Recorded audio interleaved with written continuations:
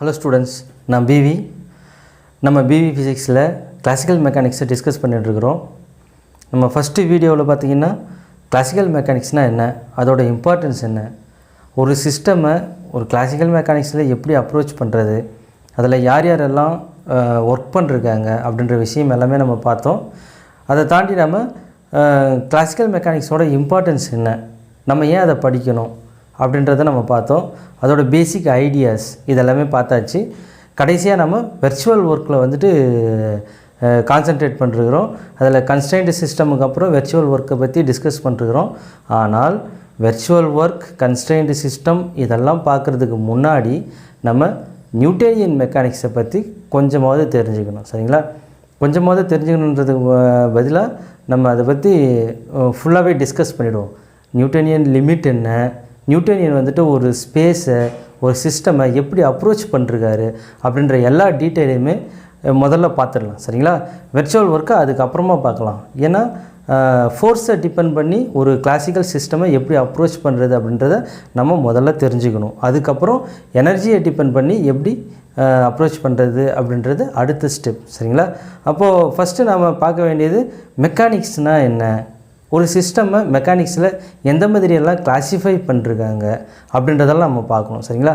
அப்போது ஒரு கிளாசிக்கல் சிஸ்டம்மை எப்படிலாம் அப்ரோச் பண்ணுறது, சரிங்களா, அது எப்படி பிஹேவ் பண்ணும் அப்படின்றது எல்லாத்தையுமே நம்ம இப்போ பார்க்க போகிறோம். அதுக்கப்புறம் கிளாசிக்கல் மெக்கானிக்ஸை தாண்டி மெக்கானிக்ஸில் வந்துட்டு என்னென்ன டைப்ஸ் இருக்குது அதையும் நம்ம பார்க்க போகிறோம். சரிங்களா? இதெல்லாம் பார்த்ததுக்கப்புறம் நம்ம வெர்ச்சுவல் ஒர்க்கு போகலாம். சரிங்களா?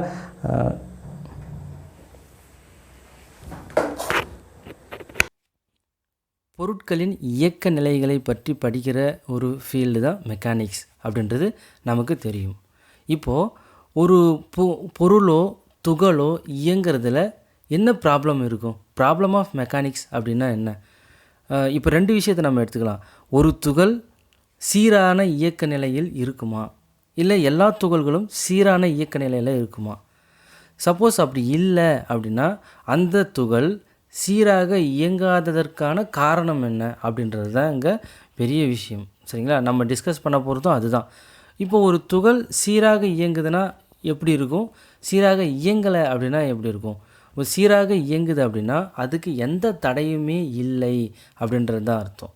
இப்போ சீராக இயங்கலை அப்படின்னா அது இயங்குறதுக்கு எதிராக ஏதோ ஒரு விஷயம் செயல்படுது, அதனால தான் அதால் சீராக இயங்க முடியல அப்படின்றது தான். இப்போ நம்ம இருக்கிறோம் அப்படின்னா ஒரு ஒர்க்கை நம்ம கரெக்டாக செய்யணும்னு நினைப்போம், ஆனால் நிறைய பிரச்சனைகள் வரும். சாதாரணமாக ஒரு பொட்டி கடைக்கு போயிட்டு ஏதாவது ஒரு பொருள் வாங்கணும் அப்படின்னாலே வெளியில் போயிட்டு வண்டியை எடுத்தாக்கா வண்டியில் காற்று இருக்காது, பிரேக் இருக்காது, ஏதோ ஒரு விஷயம் இருக்கிறதா வச்சுப்போம். சரிங்களா? அப்படியே நம்ம அதை வண்டி எடுத்து நம்ம போகிறோன்னா வழியில் ஃப்ரெண்டோ யாரோ வந்து பார்ப்பாங்க, பேசுவாங்க. சரி, அது கூட ஒரு அதை டிலே ஆகிறதா வச்சுப்போம். திடீர்னு நம்ம போகிற நேரத்தில் யாராவது நம்ம கரெக்டாக போனால் கூட யாராவது வந்து நம்மளை இடிப்பாங்க, அந்த மாதிரி ப்ராப்ளம். இல்லை நம்ம எந்த பொருளை வாங்க போகிறோமோ அந்த பொருள் நம்ம போகிற கடையில் இருக்காது, இந்த மாதிரியான விஷயங்கள். இப்படி சின்ன சின்ன தடைகள் வந்துட்டு நம்ம ஏதாவது ஒன்று செய்யும்பொழுது நமக்கு இயல்பாகவே வரும். அதே மாதிரி ஒரு துகள் இயற்கையாகவே இயங்கும்போது அதோட சரௌண்டிங்கை பொறுத்து அதன் இயக்க நிலையில் மாற்றம் ஏற்படுகிறது அப்படின்றது தான் இங்கே. சரிங்களா? அப்போது ஒரு மெக்கானிக்கல் சிஸ்டமில் இயற்கையாகவே என்னென்ன மாற்றங்கள் நிகழுது, அதுக்கு காரணம் யார் அப்படின்றத பார்க்கும்பொழுது அந்த துகள் எந்த சூழ்நிலையில் இயங்குகிறது அப்படின்றத நம்ம ஃபஸ்ட்டு கெஸ் பண்ணணும், இல்லை அனலைஸ் பண்ணணும். சரிங்களா? அப்போது எந்த சுச்சுவேஷனில் இருக்கோ அங்கேருந்து என்னென்ன விஷயங்கள்லாம், ஒரு எனர்ஜியோ ஒரு ஃபோர்ஸோ எக்ஸ்டர்னல் ஃபோர்ஸ் எந்த மாதிரியான விசை அங்கேருந்து வருது, அது எந்த மாதிரி இந்த இயங்குகிற துகளோடு இன்ட்ராக்ட் பண்ணுது அப்படின்றத பார்க்கும்போது தான் அங்கே ரியல் ப்ராப்ளம் என்ன அப்படின்றதே தெரியும். அதை தான் நம்ம சால்வ் பண்ணணும். சரிங்களா? இப்போ நம்ம மெக்கானிக்ஸில் அடுத்த ஸ்டெப் போவோம். சரிங்களா? இப்போது நியூட்டனியன் மெக்கானிக்ஸ் தான் பேசிக் அப்படின்றது நமக்கு தெரியும். அதுக்கு முன்னாடி அரிஸ்டாட்டில் அப்படின்ற ஒரு தத்துவ ஞானி, அவர் நிறைய கான்செப்ட் சொல்லியிருக்காரு. அதுக்கு நான் ஒரு தனியாக வீடியோ ரெடி பண்ணிவிட்டேன். அடுத்த வீடியோ அதை தான் போட போகிறேன். சரிங்களா? இப்போது நம்ம நியூட்டனியன் கான்செப்ட் படி ஒரு மெக்கானிக்கல் சிஸ்டமை அவர் எப்படி அப்ரோச் பண்ணிருக்காரு அப்படின்றத நம்ம இப்போ பார்க்க போகிறோம். சரிங்களா? இப்போ Newtonian dynamics, according to Newtonian dynamics, it is assumed that space is 3 dimensional and Euclidean. இப்போது ஒரு மெக்கானிக்கல் சிஸ்டமை நியூட்டன் அப்ரோச் பண்ணுறாரு. அவருக்கு ஒரு இமேஜினேஷன் இருக்கும், ஒரு ஸ்பேஸ்னால் எந்த மாதிரி இருக்கும் அப்படின்ற அவருடைய கருத்து. அதை தான் நம்ம இப்போ பார்க்குறோம். அந்த அவருடைய கருத்துப்படி ஒரு ஸ்பேஸ் எந்த மாதிரி இருக்குன்னா கண்டிப்பாக அது 3 டைமென்ஷனல் ஸ்பேஸாக தான் இருக்கும் அப்படின்றது. சரிங்களா? அதுக்கப்புறம் யூக்ளிடியன் ஸ்பேஸாக தான் இருக்கும் அப்படின்றது. அதுக்கப்புறம் பார்த்தீங்கன்னா space is spanned by the 3 coordinates of a Cartesian system. நமக்கு தெரியும், ஒரு பாயிண்ட்டை நோட் பண்ணணும் அப்படின்னா கண்டிப்பாக அதுக்கு ஆயப்புள்ளிகள் வேணும் அப்படின்றது நமக்கு தெரியும். அதுக்கு ஒரு ஆரிஜின் வேணும் அப்படின்றது நமக்கு தெரியும். சரிங்களா? அப்போது இந்த ஸ்பேஸை நம்ம வரையறை செய்யும்பொழுது அதை 3 டைமென்ஷனல் ஸ்பேஸில் தான் வரையறை செய்ய முடியும் அப்படின்னு ஸ்ட்ராங்காக நியூட்டன் நம்புகிறாரு. அதுக்கப்புறம் 3 கோஆர்டினேட்ஸ் அதுக்கு வேணும், அது கார்ட்டீசியன் கோஆர்டினேட் சிஸ்டமாக இருக்கணும் அப்படின்னு அவர் டிசைட் பண்ணுறாரு அப்படின்றது தான். இதுதான் வந்து நியூட்டனோட ஸ்பேஸ், நியூட்டனியன் ஸ்பேஸ் அப்படின்னா இதுதான்.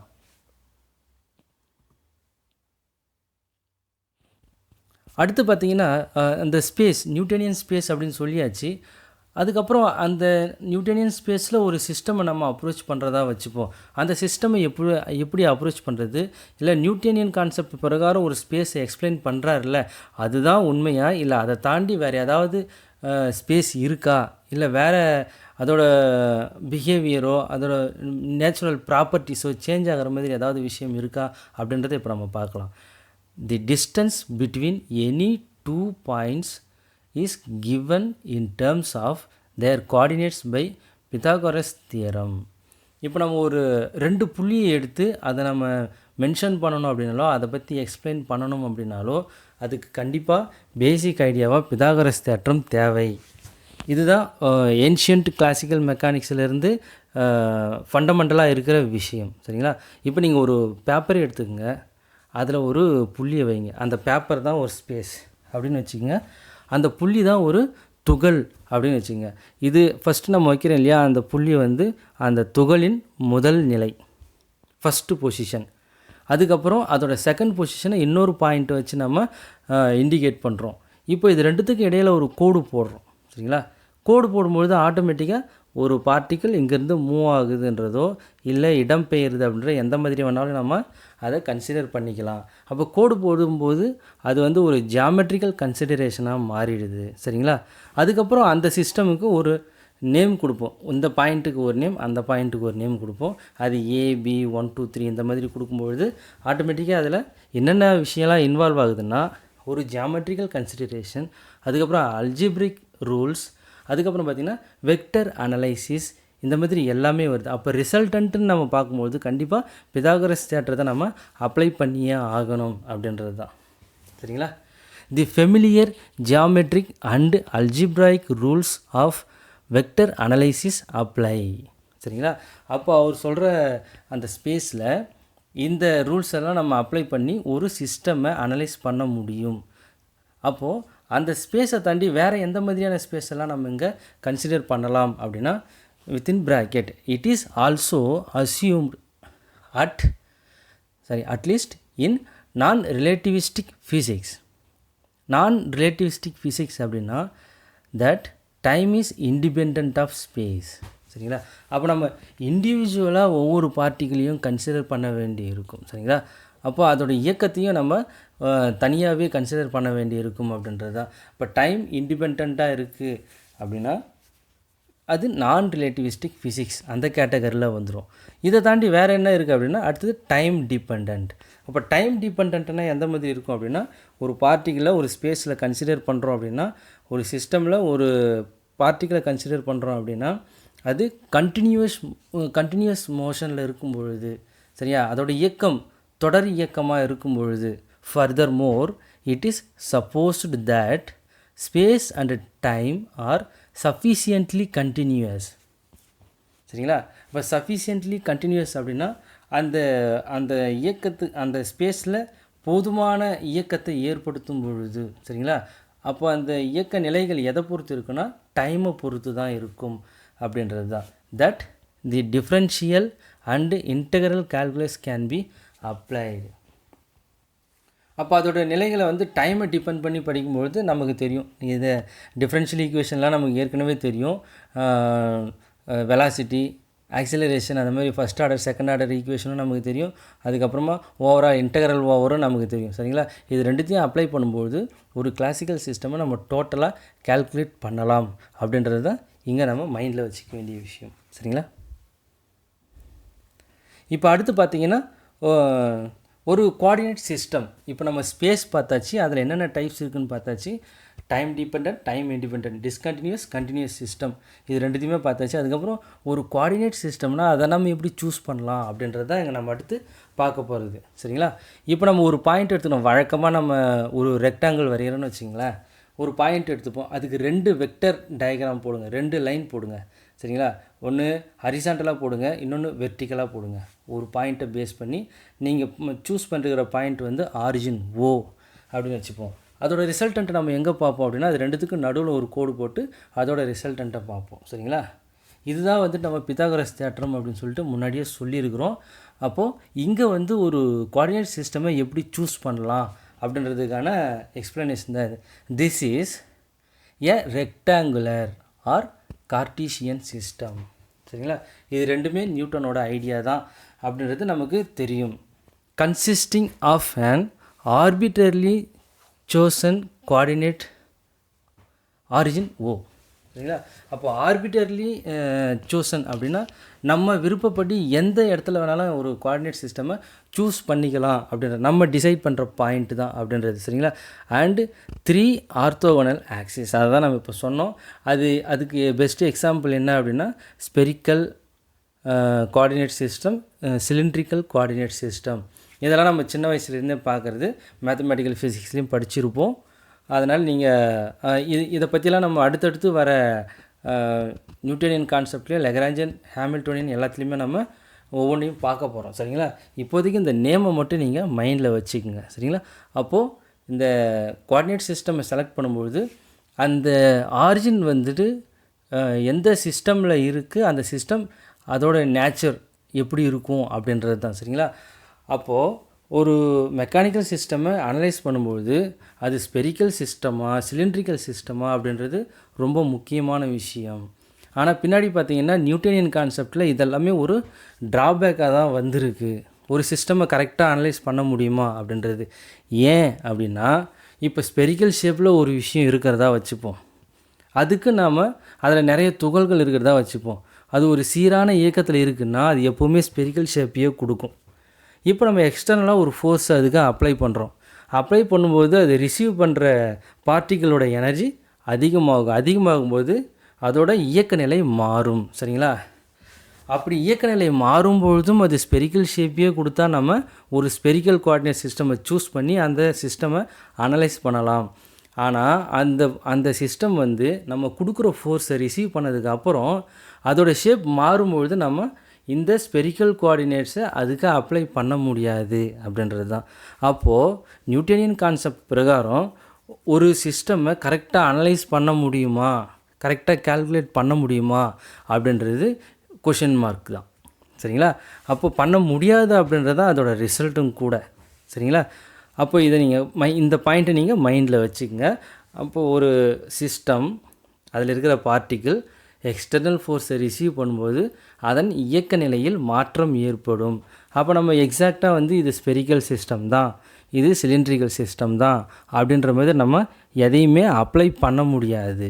ஏன்னா அது ரிசீவ் பண்ணதுக்கப்புறம் அதோட ஷேப்பில் சேஞ்சஸ் இருக்கும், அதோட டைமென்ஷனில் சேஞ்சஸ் இருக்கும் அப்படின்றது தான். இப்போ நம்ம அந்த பொசிஷன், அந்த கோஆர்டினேட் சிஸ்டம் சூஸ் பண்ண பிறகு அதோட பொசிஷனில் எந்த மாதிரி சேஞ்சஸ் இருக்கும் அப்படின்றத நம்ம பார்க்கலாம். The position of a particle relative to this coordinate system is specified by a vector function of time. சரிங்களா? இப்போ வெக்டர் ஃபங்க்ஷன் அப்படின்னு சொல்லும்போது நம்ம ஏற்கனவே 2 பாயிண்ட் வைக்கிறோம், அதில் ஒரு கோடு போடுறோம், அதுக்கு ஒரு டைரக்ஷன் இருக்குது, அதுதான் வந்து வெக்டர் டயக்ராம். அது வெக்டர் டயக்ராமையும் வெக்டர் அனாலிசிஸையும் அப்ளை பண்ணுவோம் அப்படின்னு ஏற்கனவே பார்த்த மாதிரி இப்போது ஒரு பார்ட்டிகளோட பொசிஷனை நம்ம மென்ஷன் பண்ணணும் அப்படின்னா ஃபஸ்ட்டு அந்த பொசிஷன் வெக்டர் ஆரை வந்து ட்ரா பண்ணணும். சரிங்களா? இப்போ பிதாகரஸ் தேற்றம் போய் நம்ம போட்டோம் இல்லைங்களா, அந்த ரெக்டாங்கிள் ஷேப் அதில் ரிசல்டன்ட் இருக்குல்ல, அதை கூட நம்ம பொசிஷன் வெக்டராக கன்சிடர் பண்ணிக்கலாம். அப்போ ஒரு பாயிண்ட்லேருந்து இன்னொரு பாயிண்ட்டுக்கு சேஞ்ச் ஆகும்பொழுது சேஞ்ச் இன் பொசிஷன் அப்படின்றத இங்கே நம்ம ஆர் ஆஃப் டி அப்படின்னு எழுதியிருக்கிறோம். இதை நம்ம டெரிவேஷன் பார்ட்டில் நம்ம பார்க்கலாம். சரிங்களா? The equation for r of t is known as the trajectory of the particle. அப்போ ட்ராஜெக்டரி அப்படின்றது எதை மீன் பண்ணுதுன்னா change in position of a particle in the system அப்படின்றது தான். அப்போது ஒரு துகளோட ஒவ்வொரு நிலையையும் நம்ம அனலைஸ் பண்ணும்பொழுது அங்கேருந்து கிடைக்கிறது தான் இந்த ட்ராஜெக்டரி அப்படின்ற ஒரு விஷயம். இதை தான் நம்ம பொசிஷன் வெக்டர் அப்படின்னு நம்ம சொல்கிறோம்.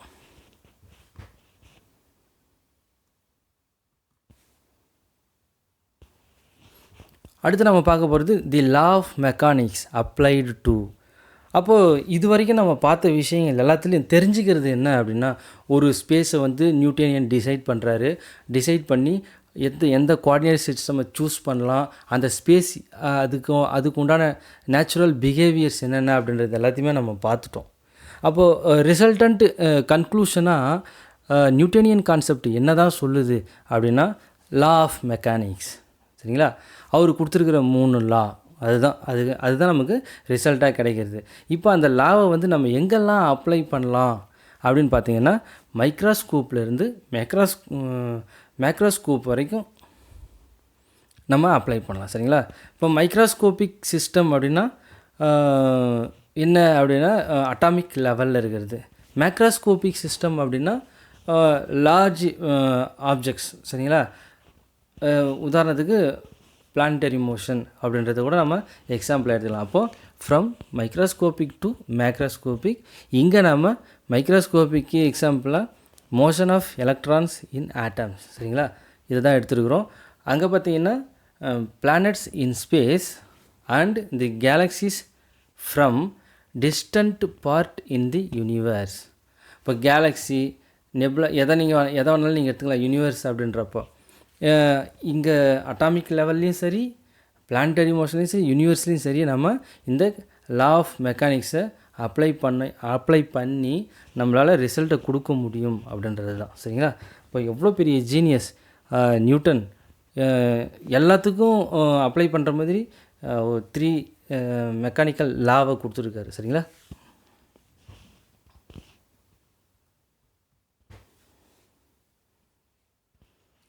இப்போது ஃபைனலாக என்ன மெக்கானிக்ஸ்லேருந்து நம்ம என்ன தான் தெரிஞ்சுக்கிறோம் அப்படின்னு பார்த்தீங்கன்னா, mechanics does not explain Y bodies move.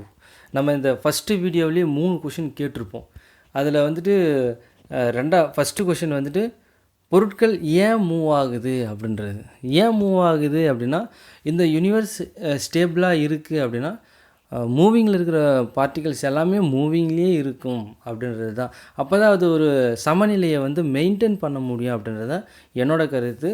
இயற்கையான கருத்தும் அதுதான். சரிங்களா? அப்போது இயற்கையாக இருக்கிற ஒரு பொருள் அதோட நேச்சர் மாறாமல் இருக்கும்பொழுது தான் அது வந்து சமநிலையில் இருக்கும்.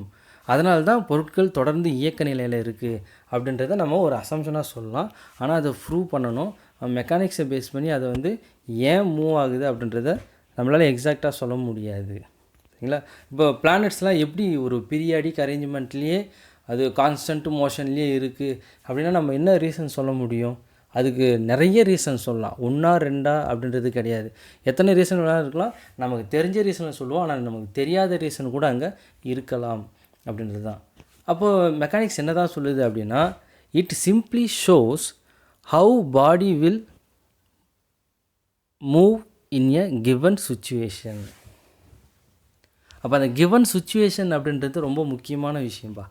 ஒரு பார்ட்டிகளை நம்ம அனலைஸ் பண்ணுறது விஷயம் கிடையாது, அதை எந்த இடத்துல அனலைஸ் பண்ணுறோம் அப்படின்றது தான். ஒரு எலக்ட்ரோ மேக்னெட்டிக் ஃபீல்டுலையா, இல்லை மேக்னெட்டிக் ஃபீல்டுலையா, எலக்ட்ரிக் ஃபீல்டுலையா, கிராவிடேஷ்னல் ஃபீல்டுலையா அப்படின்றது எல்லாமே இருக்குது. சரிங்களா? அப்போ அந்த சுச்சுவேஷன் என்விரான்மெண்ட் அப்படின்றது ரொம்ப முக்கியம் அப்படின்றது தான். இப்போ நம்ம நியூட்டனியன் மெக்கானிக்ஸை பற்றி தான் பேசின்னு இருக்கிறோம். கோஆர்டினேட் சிஸ்டம், ஸ்பேஸ் எந்த மாதிரி இருக்கும், எந்த கோஆர்டினேட் சிஸ்டம் சூஸ் பண்ணணும், எந்த மாதிரி மெக்கானிக்கல் சிஸ்டம்லாம் இன்வால்வ் ஆகுது அப்படின்ற எல்லாத்தையுமே நம்ம இது வரைக்கும் பார்த்தாச்சு. இப்போ அடுத்தது பார்க்க போகிறது என்னென்னா, மெக்கானிக்ஸை எந்தெந்த சிஸ்டமுக்கெலாம் அப்ளை பண்ணலாம் அப்படின்றது தான். அதை நம்ம காமனாக 3 பிரிவாக பிரிச்சுக்கலாம். அதில் ஃபஸ்ட்டு பார்த்திங்கன்னா மெக்கானிக்ஸ் ஆஃப் ரிஜிட் பாடிஸ், அதுக்கப்புறம் மெக்கானிக்ஸ் ஆஃப் டிஃபார்மபிள் பாடிஸ், அப்புறம் மெக்கானிக்ஸ் ஆஃப் ஃப்ளூயிட்ஸ். இந்த rigid bodies, deformable bodies, fluids இது மூணுத்துக்கு டிஃப்ரென்ஸ் என்னென்னு நான் சொல்லிடுறேன். ரிஜிட் பாடிஸ் அப்படின்னா ரிஜிட்லி ஃபிக்ஸ்டு அப்படின்னு அர்த்தம். ரெண்டு பொருள் ஒரு பர்டிகுலர் டிஸ்டன்ஸில் ஃபிக்ஸ் பண்ணி இருந்தால் அதுக்கப்புறம் அந்த டிஸ்டன்ஸ் மாறாது அப்படின்றது ஃபஸ்ட்டு.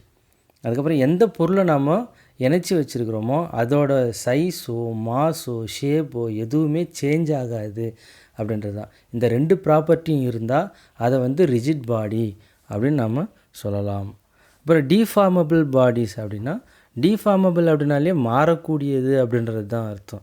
இப்போ டிஃபார்மபிள் பாடி அப்படின்னா எக்ஸ்டர்னல் ஃபோர்ஸை நம்ம அப்ளை பண்ணுறோன்னு வச்சுக்கோங்களேன், அதை பொறுத்து அந்த சிஸ்டமில் சேஞ்சஸ் இருக்கும்.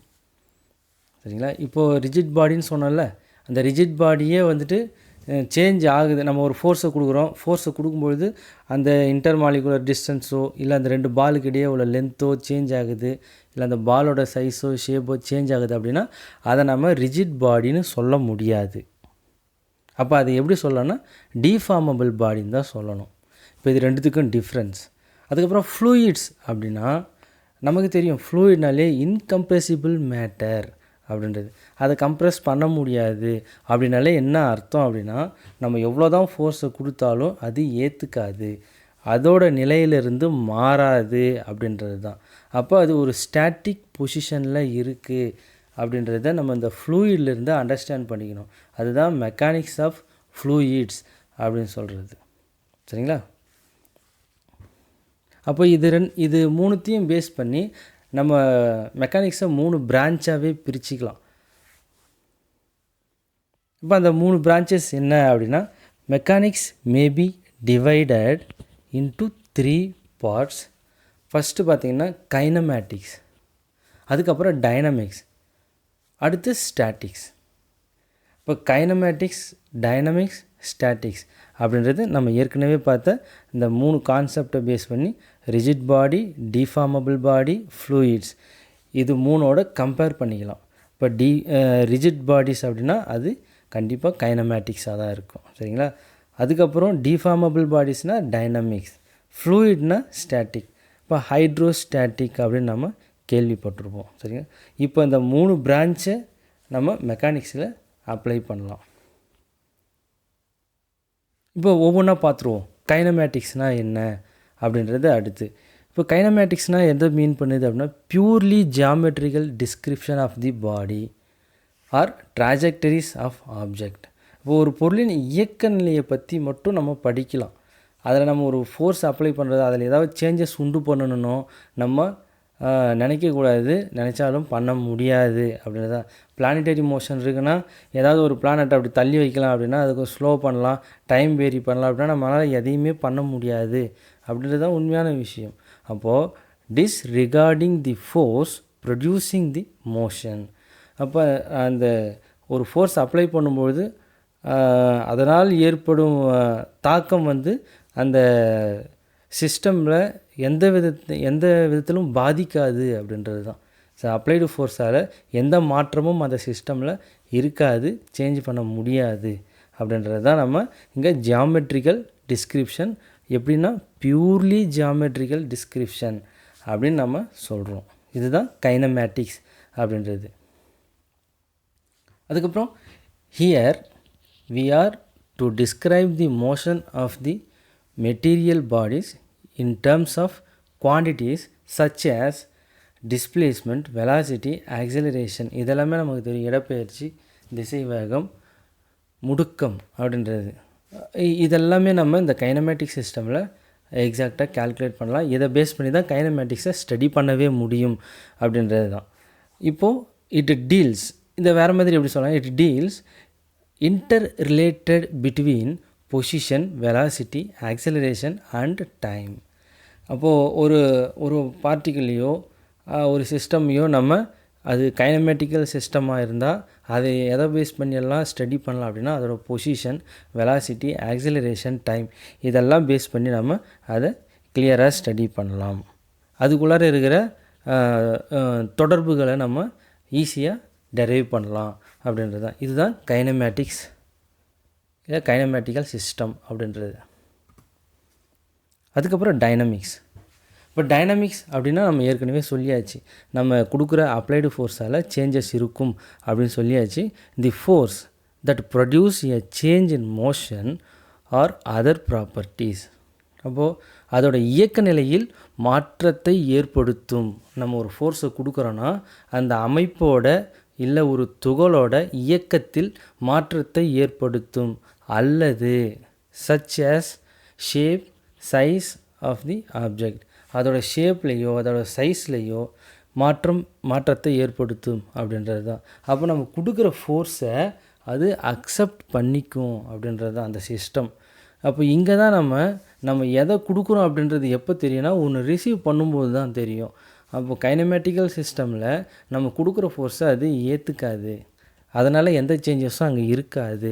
ஆனால் டைனமிக் சிஸ்டமில் நம்ம கொடுக்குற ஃபோர்ஸை அக்செப்ட் பண்ணிக்கும், அதுக்கு தகுந்த மாதிரி ரியாக்ட் பண்ண ஆரம்பிச்சிடும். அப்போது இங்கே here we introduce the concept of force. சரிங்களா? அப்போ ஃபோர்ஸ் நியூட்டனியன் கான்செப்டை இங்கே அப்ளை பண்ணி ஈஸியாக நம்ம அனலைஸ் பண்ணலாம். Here we introduce the concept of force, F=ma அப்படின்றது. சரிங்களா? இதுதான் டைனமிக் சிஸ்டம். அதுக்கப்புறம் ஸ்டாட்டிக். இப்போ ஸ்டாட்டிக்ஸ் அப்படின்னா நான் ஏற்கனவே சொல்லியாச்சு, இன்கம்ப்ரெசிபிள் மேட்டர், அதுக்கு ஃப்ளூயிடு தான் நம்ம ஃபஸ்ட்டில் எக்ஸாம்பிளாகவே கொடுத்தோம். இப்போ அந்த எக்ஸாம்பிளை பார்க்கும்பொழுது நம்ம கொடுக்குற ஃபோர்ஸ், வாட்டர் இருக்குன்னா அதுக்கு நம்ம ஒரு ஃபோர்ஸ் கொடுக்குறோன்னா அதை யூஸ் பண்ணி ஒரு வாட்டர் மாலிகுலுக்கு இடையே உள்ள இன்டர்மாலிகுலர் டிஸ்டன்ஸை நம்மளால் சேஞ்ச் பண்ண முடியாது அப்படின்றது தான். சரிங்களா? அதே மாதிரி நம்ம கொடுக்குற ஃபோர்ஸை அது எடுத்துக்காது அப்படின்றது தான். அப்போ அக்செப்ட் பண்ணலை அப்படின்றது தான் அங்கே அர்த்தமாகுது. அப்போ கைனமேட்டிக்ஸுக்கும் ஸ்டாட்டிக்ஸுக்கும் ரெண்டு ஒரே மாதிரியான கான்செப்ட் தான், ஆனால் ரெண்டு வெவ்வேறு சுச்சுவேஷன் இருக்குது அப்படின்றது நீங்கள் இங்கே அண்டர்ஸ்டாண்ட் பண்ணிங்க. It deals with the system of forces which actually gives no motion to the system relative to some given frame of reference. இப்போ இங்கே ஃப்ரேம் ஆஃப் ரெஃபரன்ஸ் அந்த சுச்சுவேஷன் அப்படின்னு சொன்னால அந்த சுச்சுவேஷன் தான் நம்ம இங்கே ஃப்ரேம் ஆஃப் ரெஃபரன்ஸ் அப்படின்னு டெக்னிக்கல் வேர்டில் சொல்கிறோம். சரிங்களா? எந்த ஃப்ரேம் ஆஃப் ரெஃபரன்ஸ், எந்த ஃப்ரேமை எடுத்துக்கிறோம் அப்படின்றது தான். நீங்கள் அப்படியே உங்கள் வீட்லேயே நீங்கள் உட்காந்துருக்கிற ரூமில் உட்காந்து அதுதான் ஒரு ஸ்பேஸ் அப்படின்னு, உங்கள் ரூம் தான் ஒரு ஸ்பேஸ் அப்படின்னா அங்கங்கே நீங்கள் சும்மா கையிலேயே அப்படியே ஏர்லேயே மேஜிக்கல் ஸ்கொயர் வரைஞ்சிங்கன்னு வச்சிங்களேன், அதுதான் ஃப்ரேம் ஆஃப் ரெஃபரன்ஸு. நீங்கள் எதுக்கு நேராக கட்டம் போடுறீங்களோ அதுக்குள்ளார கண்ணாடி தெரிஞ்சால் அதுதான் ஒரு பார்ட்டிக்கிள், இந்த பக்கம் கடிகாரம் தெரிஞ்சால் அதுதான் பார்ட்டிக்கிள், இந்த பக்கம் ட்ரெஸ் எல்லாம் மடித்து வச்சுருக்கீங்கன்னா அதுதான் அந்த ஃப்ரேம் ஆஃப் ரெஃபரன்ஸுக்குள்ளார வர பார்ட்டிகிள் சிஸ்டம் அப்படின்ற மாதிரி கன்சிடர் பண்ணிக்கலாம். அப்போது ஒவ்வொரு இடத்துலையும் நம்ம கட்டம் கட்டமாக போடும்போது அந்த இடத்துல என்ன ஆப்ஜெக்ட் தெரியுது அப்படின்றத பார்க்கணும், அதோட சுச்சுவேஷன்னா அதோட நேச்சர் என்ன அப்படின்ற ஒவ்வொன்றுத்தையும் அனலைஸ் பண்ணணும். சரிங்களா? அந்த மாதிரி விஷயத்தான் நம்ம ஃப்ரேம் ஆஃப் ரெஃபரன்ஸ் அப்படின்னு சொல்கிறோம். சரிங்களா? அப்போது for equilibrium of the system the resultant effect of the forces should be zero. இப்போ நம்ம ஒரு ஃபோர்ஸை கொடுக்குறோம் ஒரு சிஸ்டமுக்கு, அதை அக்செப்ட் பண்ணலன்னா அது ஜீரோ தான், அங்கே ஜீரோ ஒர்க்கு தான் பண்ணுது அந்த ஃபோர்ஸ் அப்படின்றது தான் அர்த்தம். சரிங்களா? அப்போது the resultant effect of the force should be zero அப்படின்றது தான் அப்ளைடு ஃபோர்ஸ் இஸ் ஜீரோ அப்படின்றது தான் அந்த ஸ்டாட்டிக்கில் நம்ம தெரிஞ்சிக்க வேண்டிய விஷயம். Or it deals with bodies at rest under the influence of external force. அப்படின்னா ஒரு பொருள் நிலையாக இருக்கிற பொருளை இயக்கிறதுக்கு நம்ம ஒரு ஃபோர்ஸ் அப்ளை பண்ணலாம், இல்லை இயக்கத்தில் இருக்கிற ஒரு பொருளை நிறுத்துறதுக்கு நம்ம ஒரு ஃபோர்ஸ் அப்ளை பண்ணலாம் அப்படின்றது தான். இப்போ ரெண்டு விதமாக நம்ம பார்க்கும்போது இந்த ஃபோர்ஸை இந்த இடத்துல எப்படி அப்ளை பண்ணுறது தான். சரிங்களா? அப்போது இந்த எக்ஸ்டர்னல் ஃபோர்ஸ் அந்த ரெஸ்ட்டுக்கு எடுத்துன்னு வரோம் அப்படின்றது தான் அர்த்தம். இயக்க நிலையில் உள்ள பொருளை ரெஸ்ட்டுக்கு எடுத்துன்னு வரோம், அப்ளைடு ஃபோர்ஸை எக்ஸ்டர்னல் ஃபோர்ஸை யூஸ் பண்ணி அப்படின்றது தான் இங்கே. சரிங்களா? அப்போ ஸ்டாட்டிக் அப்படின்னாலே ரிசல்டன்ட் ஃபோர்ஸ் இஸ் 0. இது எல்லாமே நம்ம பின்னாடி வெர்ச்சுவல் ஒர்க்கில் அப்ளை பண்ண போகிறோம். இப்போதைக்கு நம்ம பார்த்துட்டு இருக்கிறது நியூட்டனியன் மெக்கானிக்ஸ். அதில் இருக்கிற கோஆர்டினேட் சிஸ்டம், எந்த மாதிரியான ஸ்பேஸு, அதோட நேச்சுரல் பிஹேவியர் என்ன, நம்ம எந்தெந்த மெக்கானிக்கல் சிஸ்டமை ஸ்டடி பண்ண முடியும் அப்படின்ற எல்லா டீட்டெயிலையும் இப்போ நம்ம பார்த்துட்டு இருக்கிறோம்.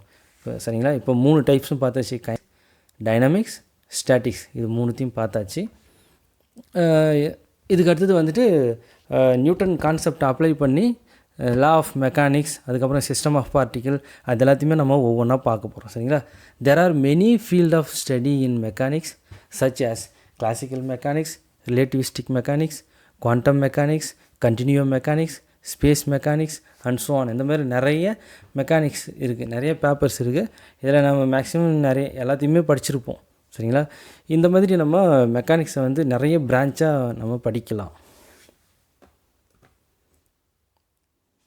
இப்போ வந்துட்டு நம்ம பார்த்தது எல்லாமே ஒரு நியூட்டனியன் மெக்கானிக்கல் சிஸ்டம் தான். சரிங்களா? இப்போ நியூட்டனியன் மெக்கானிக்கல் சிஸ்டமை எப்படி அண்டர்ஸ்டாண்ட் பண்ணிக்கலாம் அப்படின்ற கிளியர் ஐடியா உங்களுக்கு இந்த வீடியோ பார்த்ததுக்கப்புறம் வந்திருக்குன்னு நம்புகிறேன்.